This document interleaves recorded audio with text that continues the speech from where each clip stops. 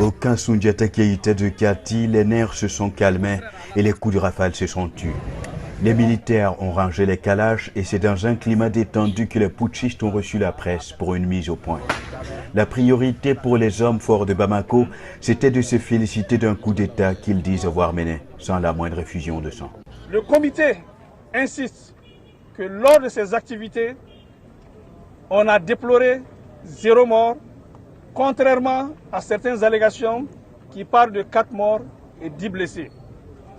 Le comité insiste qu'à notre niveau, on déplore 0 mort et 0 blessés. La junte admet néanmoins que dans le tourbillon du chaos qui a marqué les dernières heures du régime Keïta, des vandales sont entrés en activité. Elle invite ces vandales à arrêter immédiatement les actes de destruction sous peine de sanctions. En tout cas, en moins de 48 heures, les putschistes ont réussi à imposer une quasi-unanimité sur leur intervention.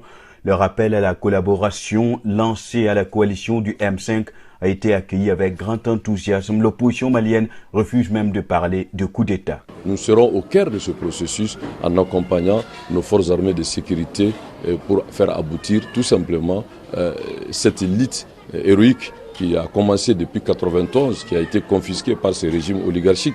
Donc il faut que la communauté internationale, je profite, surtout la France et l'Union européenne, et de faire une lecture plus lucide qu'aujourd'hui ce n'est pas un coup d'État et ce n'est pas aussi dirigé contre la démocratie. Au contraire, c'est pour permettre à notre pays de recouvrer sa dignité tout en essayant de préserver ses acquis démocratiques.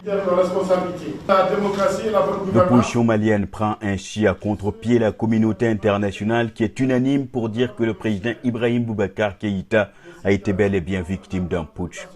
C'est ce que les chefs d'État de la CEDEAO ont réaffirmé aujourd'hui lors d'une vidéoconférence sous la présidence de Mahamadou Issoufou du Niger, président en exercice de l'organisation régionale. La CEDEAO prépare une nouvelle mission pour Bamako.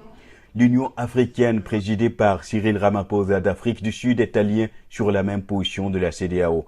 Elle a déjà annoncé la suspension du Mali de toutes ses instances et demande la libération immédiate d'Ibrahim Boubacar Keïta.